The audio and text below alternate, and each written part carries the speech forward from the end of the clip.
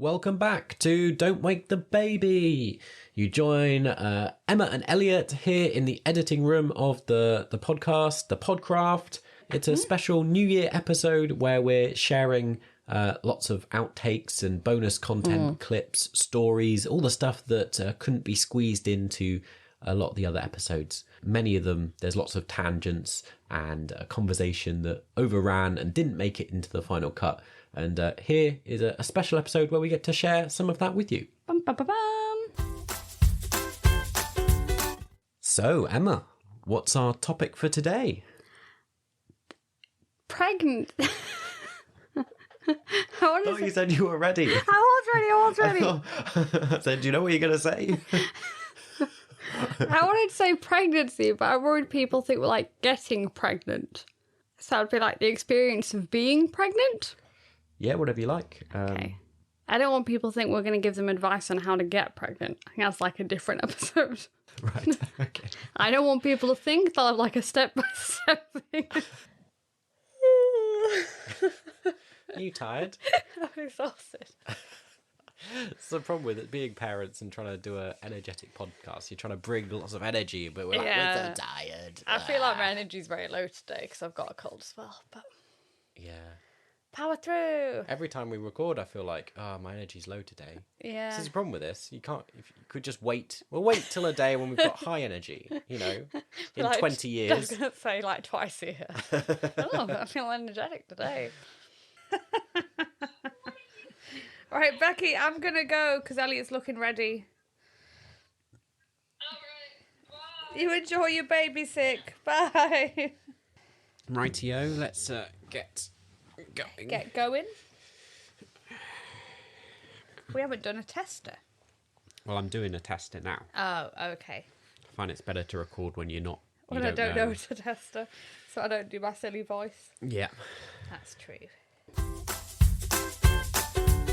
And it's true, our attitude has changed now slightly. So, like, we were holding off buying some new stuff, being like, well, wait till we move. Yeah. Especially because I've been in a nesting phase. Poor Elliot's had trying to stop me. Yeah. So I've been, like, getting new cushions for, like... Basically, there's lovely puffin cushions for, like, the kitchen chairs. And, like, you get these little puffin... What do you call them? Table mats. Table mats. Yeah, I think that's what Placemats. Place That mats. go with them. Like, so I've been doing more stuff where we're actually like, well, let's actually decorate it for how we want to live in it at the moment. We're not doing permanent changes, but we're making more of an effort to make it ours. I would say this phase has been rather frustrating for me. Your nesting where... Like, what's the definition of nesting? Is it like typically when pregnant women like to tidy, clutter, and throw stuff out? Is that what it is? Well, from what I've seen, Yeah. most people are like me and end up trying to make huge changes in the home. Oh, it's like home renovation. Yeah, but they said it's meant to be like, oh, you're getting ready for the baby, so you're cleaning everything up. Oh, I see. Up. It's like a mama bird that's getting her nest ready. Yeah. I see. Like it's like a biological thing. Yeah. But I have seen online most people are like me and don't do the really useful stuff of being like, oh, let's go through everything and chuck things out. Yeah. Although we have been doing that. Most people seem to be like me and go, let's paint a wall or like make something. Yeah. And so, like, we've been having, for the past few months, like, every day Amazon packages arrived. And I go, what have you bought now for the house? And, like, there'll be tins of paint. There'll be things for the table. There'll be, like, new decorations. There's these tile things for the bathroom Mama stuck on. Yeah, that you can just stick on the wall. And my frustration is not that we're doing it, because I like doing it, but I'm quite artsy as well. And I wanted to be involved in the decision-making. And, like, all this stuff's just arrived. And I'm like, what have you bought now? What are you doing to the house? It's like a compulsion. Like, I have this thing at the minute. This is completely off topic. So, above our doorway, we have, like, what would you call it? Like, a bit that covers it? Now I'm going to make a real hash of this. Is it a lintel, a gable, a porch? Something like that. All of those words. Where it's the like guttering a little, is. Yeah, and it's got a bit that Just covers it. an overhang. Yeah, and it annoys me when I look up, which I know no one ever looks up, and it's not going to change my life. But it annoys me that it looks dirty. Like, it was originally white. And I've now been looking at the neighbours, everybody else is dirty, but I'm desperate to repaint it white. I've no idea how I'll do it though, Yeah. and how I'd go about doing that. And I've said I'm not doing this. Yes, there's no way he's doing it. This is ridiculous. So I've been like looking at Amazon, getting like really long paintbrush things, and so far I've resisted. But I can sense. I don't know if it's the baby brain thing happening. Well, it's true. Last pregnancy with Lily, we repainted our shed. We did, yeah. I don't think we had a sense at the time that this is, but it clearly maybe was part of I maybe need like an output. A project. Yes. Next parenting story. Yeah, how do you feel like generally about the whole kind of capitalist consumerism culture we live in, Emma? I just think it's very difficult in that from the point of conceiving your child, you're kind of given lists and lists of things you need, which I'm not saying you don't. You do need a lot of stuff when you have a baby, but it becomes a thing where like, oh, but the best thing to have is this thing, and the best thing of this thing is this thing, and it's always like the most expensive item. And I always want to be like, well, I'm sure I'll survive with the mid-range to low-price item of this thing. But it's the way it's like, but if you really love your baby, you would buy the best thing. Which then I think as a parent you go, oh, but I do want the best thing for my child, you know? So it's very difficult. I personally just am pretty anti like the whole capitalist and consumerism culture and things like. I get so frustrated by it all. We've kind of met in the middle. We still have disagreements sometimes. A lot of the time. Of like where I'm like, I'm going to give this thing away. And he's like, no, that's a good thing. And I'm like, she never plays with it, but it's a good thing. I'm like, I'm not saying it's not good. I'm going to get into the argument. I'm just saying she doesn't play with it. So like, I suppose this is a good example of the difference between consumerism and materialism. Is I really don't like to buy stuff. No. Mostly because I'm cheap. He likes to have stuff, but I don't like to throw stuff away. No. Doesn't. Anyway, let's go back to relating this to parenting. And you've already mentioned part of the frustration is it starts so early. It does. I'd written down in my notes here how, as soon as you're trying for a baby or as soon as you have a baby or pregnant, whatever, like I remember being, even at that point, inundated with like adverts on social media for various stuff. And I'm like, even then I was like, how do you know? How do you know? I knew like, this is when we were trying for a baby on Amazon, I'd ordered like ovulation tests. And then I kept getting sent things like, there's another super duper ovulation test you could get. Or there's this like, I don't know, just tons and tons of stuff that they'd be like, you'll want this and this. And I'm like, no, I just wanted one thing, actually. But now you've shown me this other thing. Maybe that would help me conceive. And this is my big frustration and annoyance is that as a new parent, it's a whole new world. You don't know a lot. You're still learning. And so they're kind of taking advantage of that and marketing all these things to parents. It's true. And we all know it, like when you go through it the second time and the friends we've spoken to, you all know like, you suddenly have a better idea of what stuff you actually need and what stuff you don't really need. And it turns out there's quite a lot of things that fall into that category of it kind of don't really need. Next parenting story! Oh, and she just wanted to get off the plane. Just hated it. She kept trying to find our passports because even at 1.5, she understood we had them to get on the plane. Yeah. So she kept trying to find our passports and grab them and basically run off screaming. But I'm not kidding.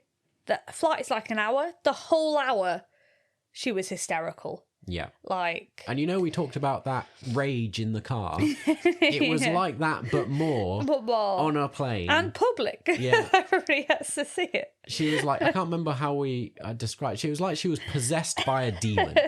She was like writhing all over you. She's like throwing herself about. Her face was red. From screaming. I kept thinking that she's going to have a huge rash because she's so hot. Yeah. She's so angry. Yeah. She'd be like clawing at the belt on her to try and get it off. And just like... And the staff, I want to say, was so nice. And the passengers were nice as well. Nobody was mean. Everybody kept going, I think also they could see we were actively going, why don't we try and do this? Why don't we watch something? Yeah. Yeah. Somebody even was like, the poor woman beside us. Yeah. at one point, I think she ordered like 3 vodkas, and I really felt like being like, "Would you like me to pay for these vodkas? Because I feel like we've driven you to drink. Yeah. Because this can't be a pleasant experience." Yeah. And I remember I kept apologising, and she kept saying it was fine, but I really think the drinking was our fault. Oh, yeah, that was horrendous. There was a lovely woman opposite us who'd been trying to help us. Yeah. And which is very good. She's very tenacious. So we've picked up this phrase now. Whenever Lily's got completely lost it, we go, well, she's very tenacious. Yeah. That's a positive. Yeah. I remember we met Becky and she said we looked like broken people. Yeah. Like they came to pick us up from the airport and she said me and Ellie looked really pale. Yeah. And like we'd been through like some kind of trauma. And I remember at the time going to it, I don't know how we're going to get home because I can't go through that again. Yeah. And Becky was like, what do you mean? I said, I don't know if I can get a flight back. I don't know if I can do it. And would you know, the flight back was even worse. Even worse. I took some videos on the way back, which I did feel guilty about. You were sat there trying to do this and like I was videoing it. But There's nothing you could do. yeah, exactly. Like she didn't really want me either. No. We tried switching, but she was unbelievably, if you saw these videos, you wouldn't believe she could be worse. Yeah. But she was worse once she was handed to Elliot. So yeah, just horrendous. Yeah. After that, I was like, we're now travelling abroad again. Next parenting story. I found it so sweet that when we first had Lily, you'd ordered me this massive like cookie thing to come that said, what did it say on it? It said like, thank you, Daddy, or something. Yeah. Because obviously, like leading up, I'd had a lot of health problems, so he'd actually had to be like really, really good from quite early on. So that was like a thank you. Whereas this time, Lily wants a cake. Again, it will be a challenge to see what would is like doable. we'll be even more pushed to try and find those little moments where we can offer each other support and reassurance. But yeah, we'll have to try and muddle through. Yeah. I'm trying to do a thing now where I show it's important to say thank you to the other person all the time. Yeah. Because I realised in my early pregnancy, I'd just be like, Ellie, I'm thirsty. So now I was going, please may I have? Thank you ever so much. Just because I want her to mirror the same behaviour with just everybody. Yeah, not taking to be things grateful. For granted. So this is what I'm trying to consciously now do. Not just, so you feel like I'm saying thank you, but so Lily knows that's what is the best behaviour to do. Yeah. I don't know. Got the hiccups now. But yeah. Because I actually think, I'll be up at night anyway. Like, if I'm breastfeeding, if I have to put milk, so might as well hang out. Can watch something together. Watch something together. Be nice. Yeah. Chat. We like to chat. I thought even we can get a late takeaway. Oh, sounds nice. Without Lily there. Yeah. Yeah. Lily, so I don't want a takeaway. Yeah. So I think it's going to be hard again, but it's in some ways. I think we can. I'm confident because we've done it before. I'm like, and we'll adapt. We'll work through it. That's what you always do, isn't it? It is, yeah. And I think the first few weeks, I always am just so joyful that like the baby's out. I'm like in a very good mental state. Where I think it's only like normally about 2 months in when I'm like, oh my God, this is so hard. Whereas like the first weeks, I don't know, maybe it's hormones, but I'm just in a real high from having the baby and that everybody's safe and we're all happy. Like, so yeah, we'll see if that's the same this time around. But last time I remember I was just kind of, I think it hit Elliot sooner. You were tired earlier. Yeah.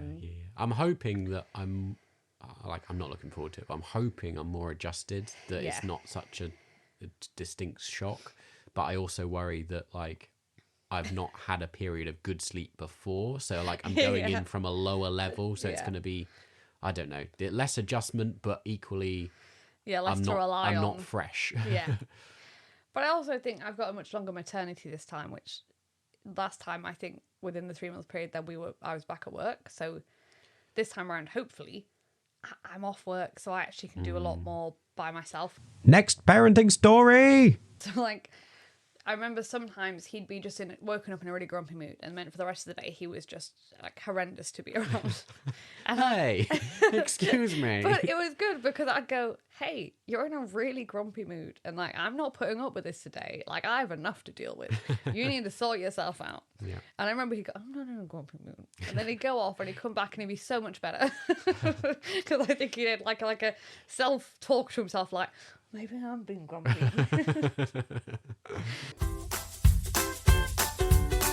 So, Emma, what's happening today?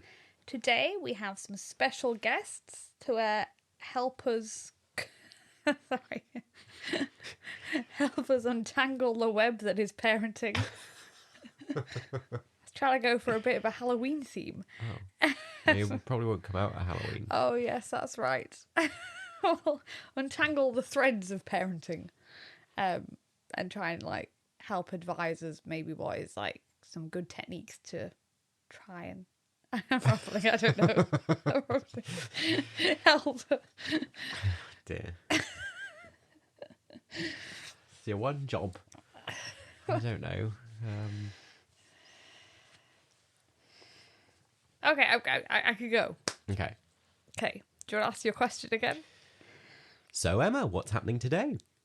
We have some guests who are going to help advise us, and they have lots of experience with toddlers about how to maybe help manage certain behaviours. And also maybe just tips for ourselves how to manage our own expectations and things. Still a bit long. Oh. Well, you could cut half of it out. Maybe. Not one, but 2 guests. 2 guests. It's a special episode. They're going to chat to us about their experience of fostering. Yeah, you could just say their experience of fostering with toddlers. Oh, okay. Mm-hmm. Right. Do you want to try again? Okay. So Emma, what's happening today? We have 2 guests today who are going to share with us their experience of fostering mainly toddlers. And hopefully we will glean any... Just cut it off there. I was going to be like, we'll glean some experience for them, but I don't know if glean was the right word. It's because I'm hungry, I can't think. Dear, this is going to go well.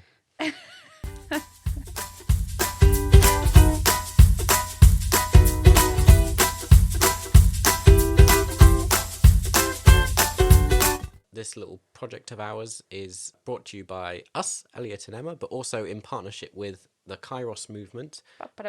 How do you think you describe the Kairos movement? In my head, they may disagree. I dub it as hippie church. Okay, that's quite radical.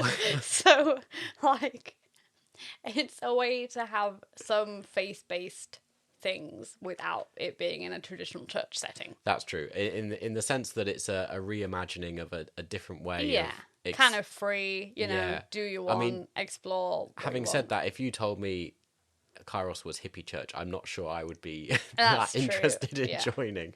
But it's very much our cup of tea of, something different. This podcast is sponsored by the Methodist Church.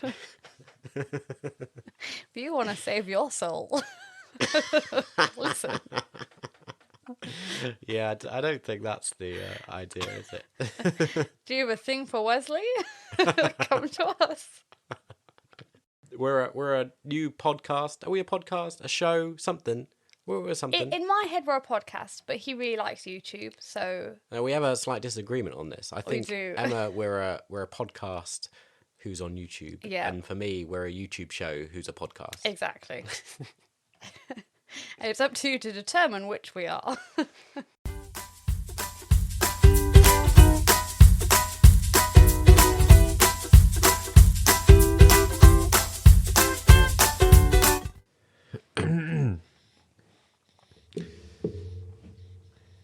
You are recording. Oh, yes. FYI. Yeah. Testing. How are we doing? We're okay. Maybe, are you going to be whispering quietly because of the I baby? think I'll probably be going quite quiet with the baby. You don't, but once she's asleep. She's not asleep, but then I think maybe talking loudly will help her go to sleep. Yeah. Yeah. In the daytime, we're not meant to be overly quiet. That's true. Oh, it's helping. She's going. I think she'll enjoy the sound of our voices, chatting away. Maybe that's a thing. Maybe like in the middle of the night when she's struggling to go down, we should just stick on our podcast. And she can listen to our voices. That's true. It's not a bad idea, you know. Because I've been like listening to things in my ears to purposely not listening to things in my ears, having my headphones in. Next parenting story. My boss, gift hasn't arrived yet, but she's specifically said there is a gift in there for Lola and Lily. Yeah. Which I was like, that's really nice. Really nice. Because it's a nice thing to go, she's still included, she's still special. And it's tricky because Lily has had a lot of presents the last few weeks. She has. Like, and she does have to understand, like, as the baby gets older, it will have a birthday. She won't get a present on that day. Yeah. So it's getting a middle ground of, you're really still special and you will get some treats and things, but there is going to be a lot of stuff for Lola and you're going to have to deal with that. So it's nice that, like, she has received presents with Lola. Yeah. But, like, it's just balancing that a bit. So it's not over the top. You know, our neighbours are really kind, gave us a gift for the baby, but also sent us a gift for Lily, which was like, you know, they were passing on toys from their child that could be reused. And so that's really nice. That was nice. I really liked that, again, like a good eco thing of and a good middle ground of being like, not a brand new thing, but it's still something so that she's thought of. And it's new to Lily. It was a good thing to distract her again to play. So super good.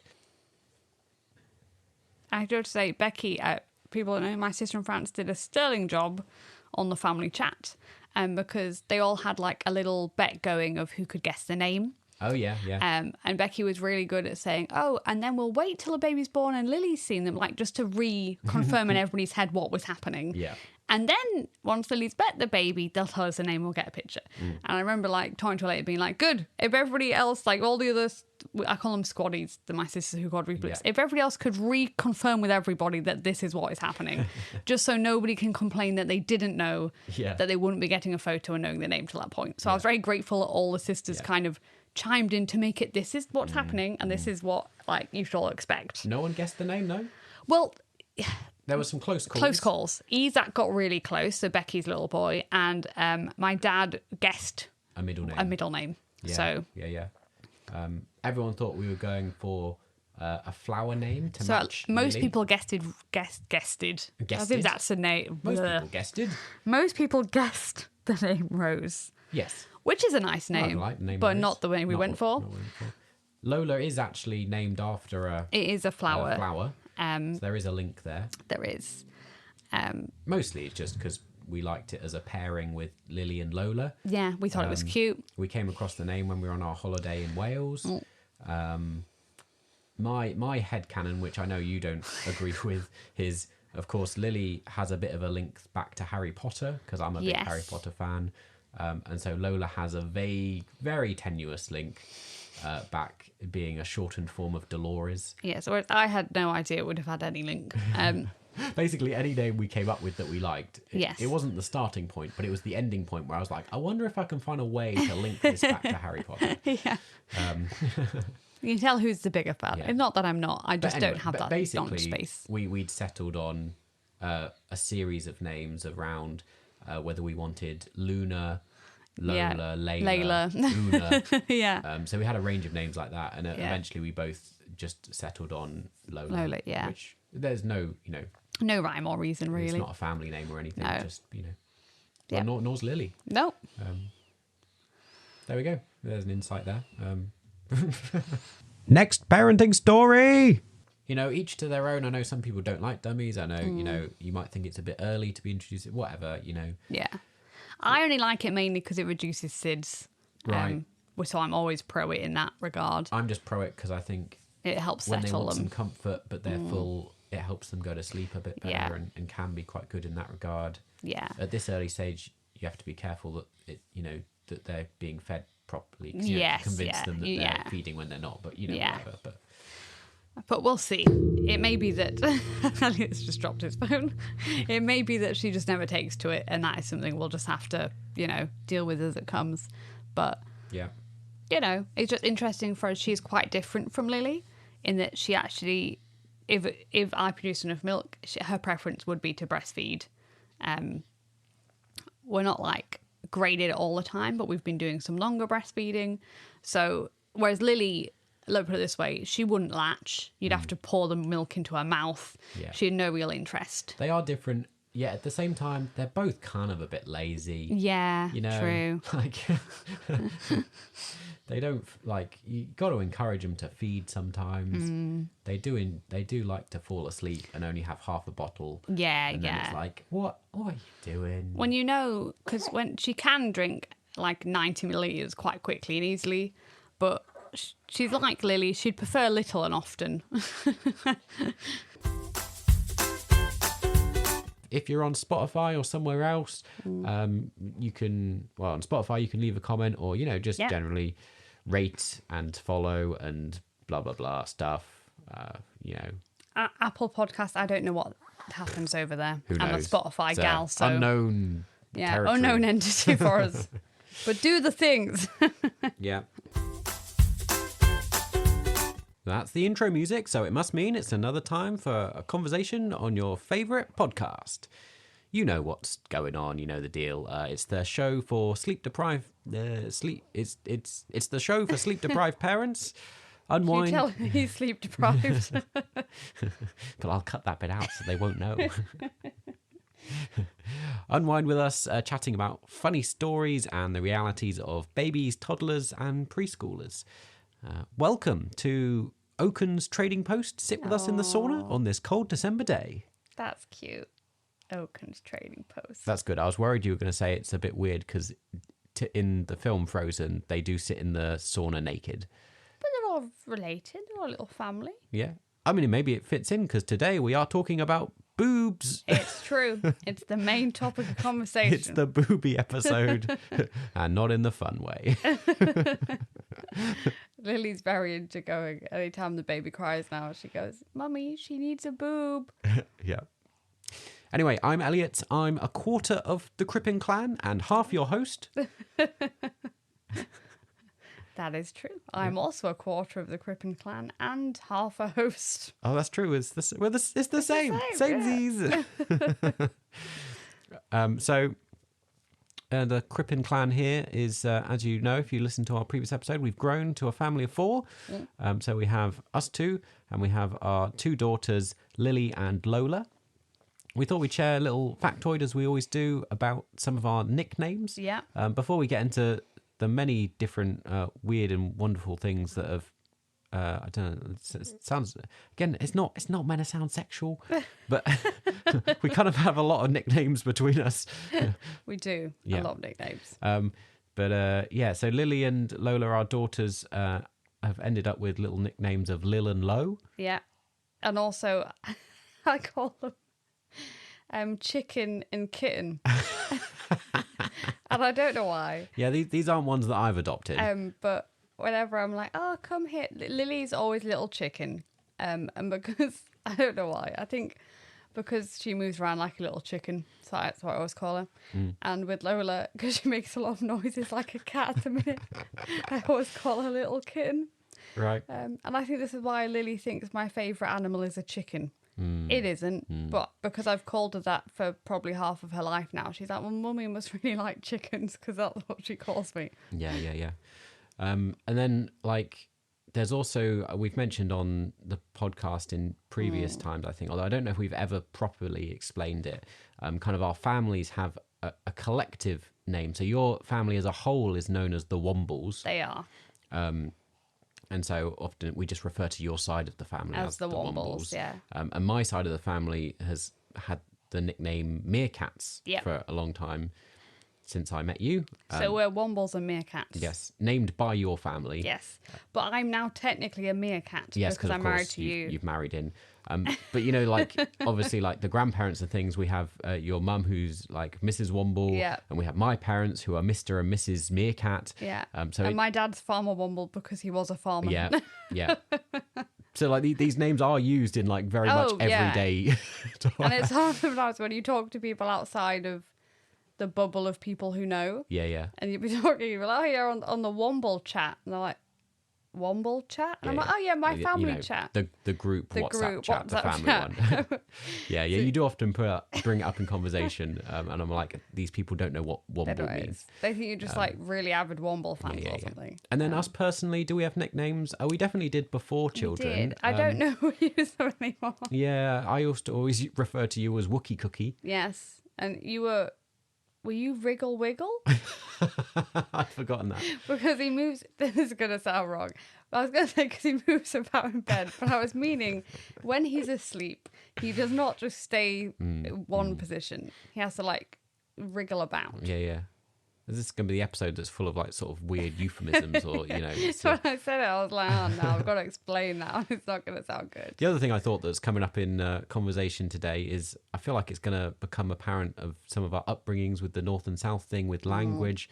There's a lot of A's floating about in the words today. Do you know what I'm talking about? We have formula. Formula. Do you call it formula? Formula, yeah. I was trying looking through like some of the words and thinking, I wonder what the northern way to say some of this stuff is. We've got mam bottles. Man bottles. I was thinking, yeah, that's the same, I think. Well, yeah, it is, yeah. But I was thinking, I wonder what it like. It's not exactly like mom bottle. Like, I doesn't don't work, think does it? anyone would say that. I was trying to insert a long A into all the words.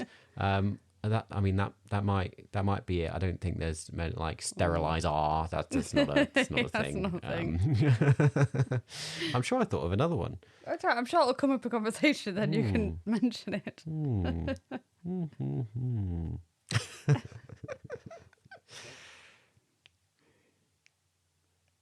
He's looking very intently. Don't worry, I'm sure it'll come up, and then you can go, "Oh, that's the word I was thinking of." He's annoyed with himself. My poor brain. I can't think of it. Don't worry, I've told you it'll come up in conversation. It's bound to. No, breast pump doesn't have it. Oh, again, not really quite right, but I was thinking this one fits. This one goes with my way. Is it? So SMA is definitely not SMA. That's true, SMA, yeah. Yeah, see, there you go. It's a southern one. Yeah, but I think I don't pronounce A as like a thing by itself as ah. Oh, okay.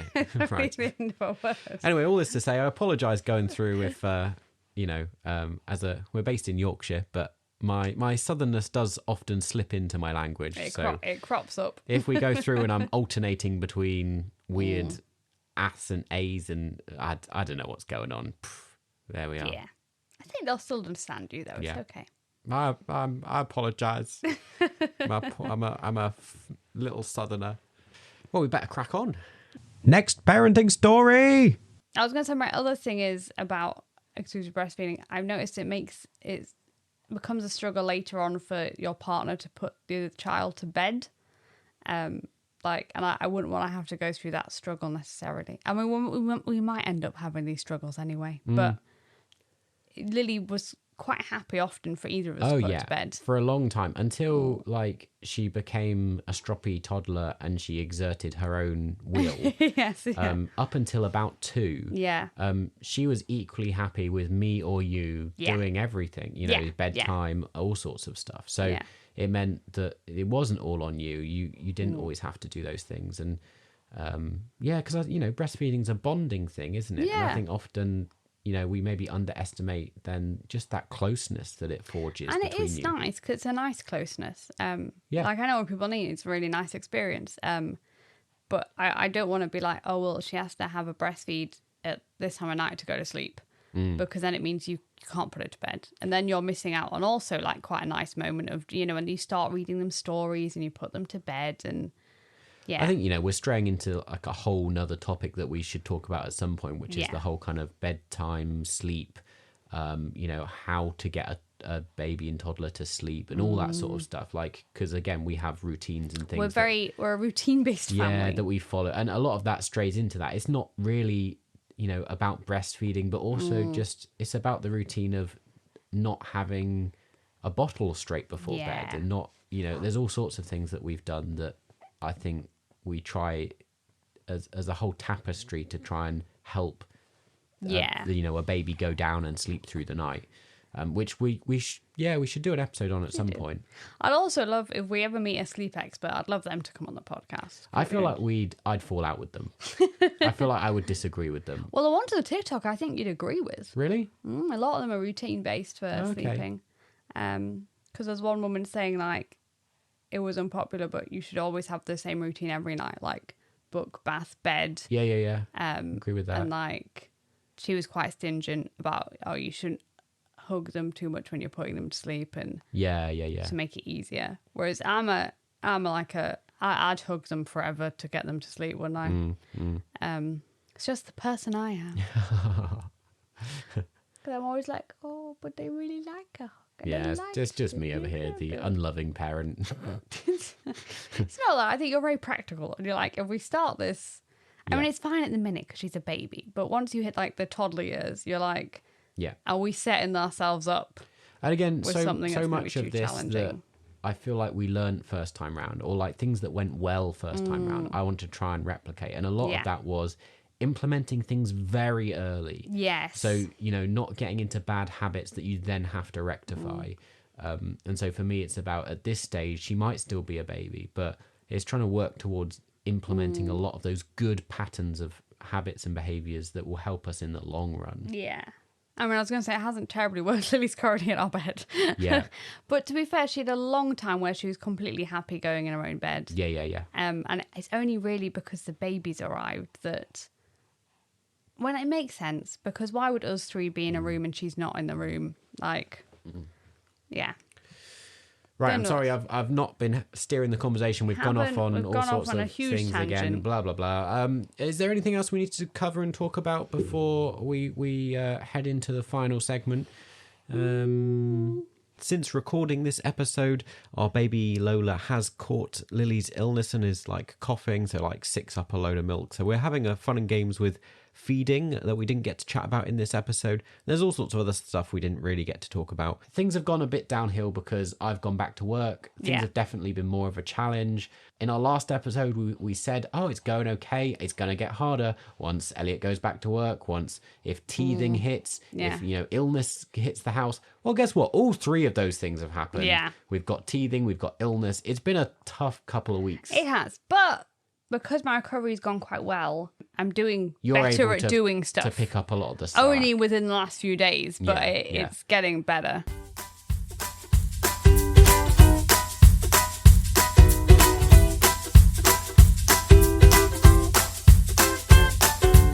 Can you say, introduce the last bit and say, have you got any parenting stories for us? What do you want me to say? Like that. Do you have we got any parenting stories to shed? Have we got any parenting shots? Have we got any parenting stories to share? Why, Emma? Yes, we do. That was perfectly natural.